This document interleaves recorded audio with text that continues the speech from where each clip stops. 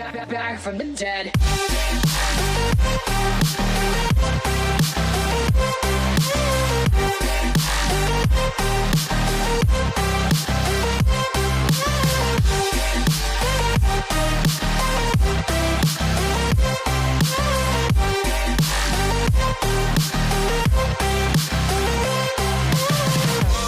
Ladies and gentlemen, the countdown has just begun.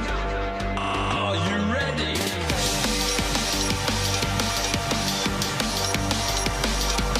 Let's go. Now we're back from the dead.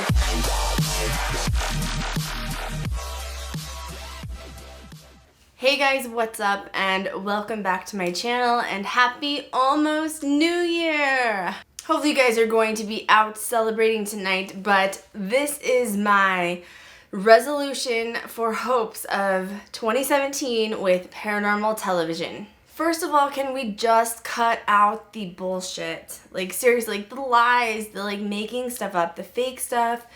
It sucks because there's a lot of production companies that are out there just for the wow factor, and you can tell who is faking crap and who's not, you know, excited about it, who's making stuff up, who, you know, it's staged, whatever. I'm so tired of it. I want technology, I want science to back up the theories, I want science to back up scientific method. I want raw, authentic interaction again.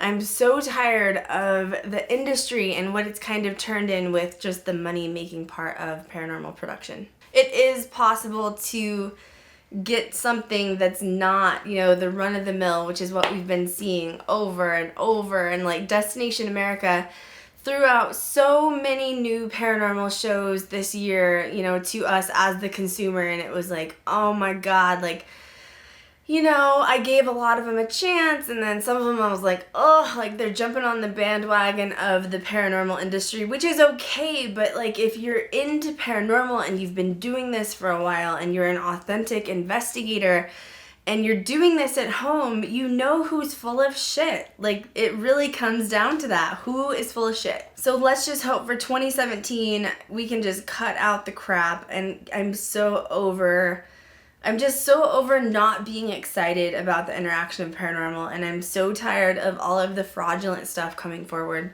As for myself with paranormal production, I'm actually taking a little bit of a back seat as far as being like a producer on set with helping different shows. I've gone to LA a lot, like worked out of LA part-time. That's why I moved to Vegas. And I'm actually going to try to refocus my attention back onto Ghost Girl Diaries. I told you guys that I was recruiting for GGD, and I've had a lot of hits. I've had a lot of people submit their information, and I want to make sure that people are in it for the long haul. The biggest problem that I've had in the past hiring investigators or crew, whatever, is they think they're going to be instant famous overnight, and then I realize they're in it for the fame and not for the paranormal, which is not what I'm about. And I don't have the time to waste on it. So through the process of elimination and hiring, you know, I found a couple really good people that I'm hoping, you know, I'll be able to bring on board next month in January. But, you know, I make them kind of go through a series of interviews. It's not just like an on-the-spot thing, and I want to make sure that your energy, you know, flows together, because you can be around people that you just don't jive with. I did have some big contracts that I was signed to last year for my own television series. The big one, which you guys remember I talked about, I was upset over the summer. I ended that contract. The main reason I had ended that contract was because the production company had never done a paranormal series, which is okay. The main producer that I had collaborated with for Ghost Girl Diaries for the series ended up moving to another company at the last minute, and so I was left with this production company that didn't really know what they were doing. They were moving slow as a turtle, and you know, because I know pre-production, production, post-production, paranormal investigating, the science behind it, I was going to have to train the entire production company from A to Z on how to run a paranormal production. That's really hard because, as you guys know, there is so much more to it. Like, there's the filming side and then the actual production side, and then you have the paranormal side. and it's completely different once you get all those components together. So when you're in pre-production, you have to scout out locations. You have to make sure that you have the full crew of who you're going to be interacting with. So I want my crew small. I want my investigators as the crew, like camera techs, audio tech, whatever, home base, whatever. Everybody does everything. So I don't like the titles either. A lot of production shows for paranormal have come out with, this is lead investigator and this is da-da-da and this is da-da-da, and it's like, I just think titles are dumb. And like we saw that with Killer Contact, there was the tech guru and the lead man and the geek, and it's just like, why do we even have to title each other? We're just a crew. Let's do this shit and get it done right and be real, raw, and authentic. And then when you go into the actual production part, you have to make sure that you have all of the camera tech stuff that you need. So night vision, handy cams, stationary cams if you're using like a DVR system, plus all of the ghost gear. I'm really into drone footage. I'm in the process of drone shopping. So if any of you guys out there own a drone and you like it, leave me comments below about why you like it and what the brand is, because I don't know where to start. I've been studying up on drones and I don't know where to go. Investigation / historical / interviews, and that's a whole nother process you have to have planned out with a production company. I have a certain vision. I don't want to totally give it away because I don't want anybody to steal my ideas, frankly, but it is surrounding Ghost Girl Diaries 2017. Come on, where are the girls in the paranormal industry? Where are my paranormal girls at? I know you guys are out there. Shout out to all my paranormal girls. Comment below #paranormal girls.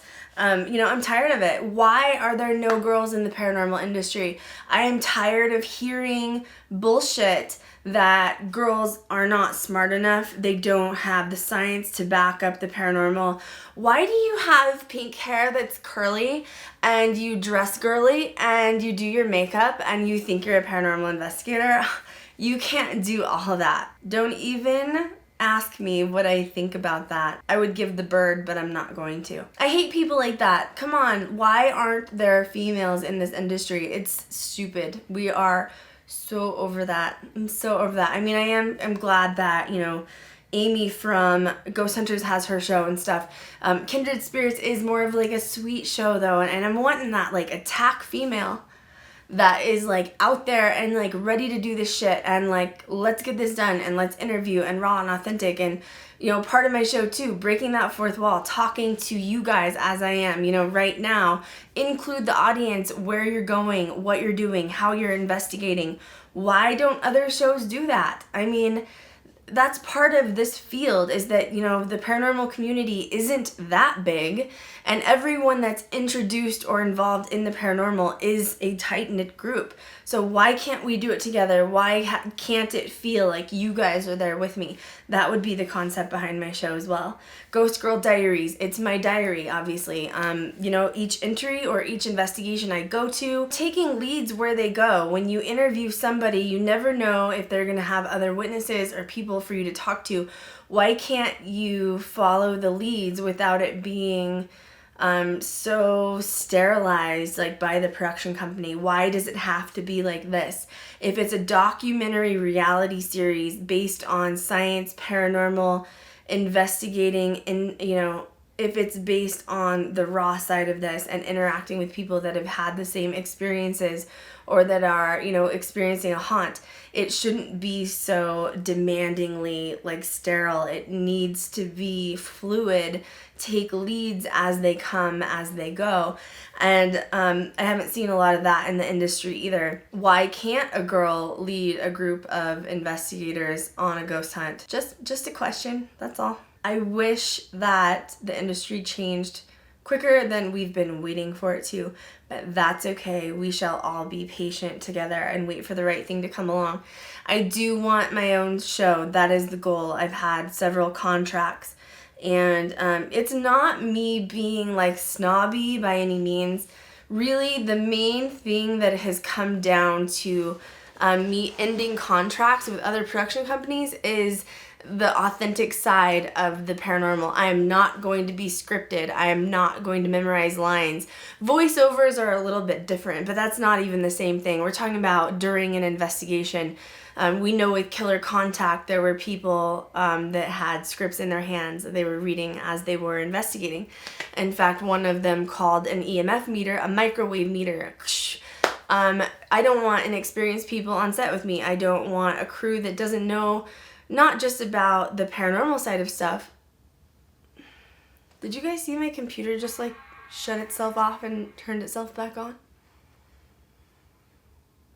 Welcome to my world. My Apple just decided to restart itself. It's when you're around ghosts and shit, they like to mess with your expensive ass iMacs. Rude ass ghosts.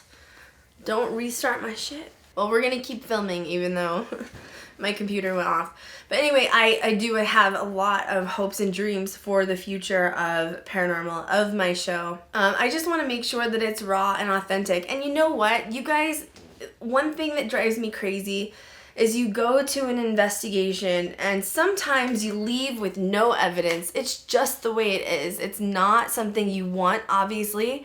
If that's what happens, you know, when you're on set during production, that's what happens. You can't lie about getting fake evidence because that, you have to be honest. That's what drives me crazy. For my ideal crew, I would have probably 3 people or 5 people. I like odd numbers, and that's just for the actual crew part. Ideally, I would like, you know, multiple investigators, like 3 to 4 out investigating, and at least 1 person at home base. That's my ideal situation. I think there's a lot of things that happen at home base, and if you don't have someone watching the DVR system, you don't know what's going on, where you can walkie someone and say, you know, there's movement going on in this room, go there. So I hope that I get another contract. If it's right, I hope it's the right thing. I will only always be authentic to you guys. If not, I'm still planning on continuing trying to find actual crew teammates to make, you know, a real paranormal investigation group again. I will definitely be posting more investigations next year on YouTube, so I'm super excited about that. Don't be shocked if the intro and outro change. I will still be keeping the song Back from the Dead from No Copyright Sounds because that is just my theme. And I'm just excited to see what 2017 brings. Let's all cross our fingers, hope for good things to happen next year. Oh my god, I'm not going to see you guys till next year, right? I hope you guys have a great New Year's Eve. Please, if you have any comments that you'd like to leave below or ideas about things you want to discuss, leave them below. Give my video a thumbs up. Make sure you subscribe to my channel if you haven't already. Can't wait to see you guys next year, and I will catch you guys next time.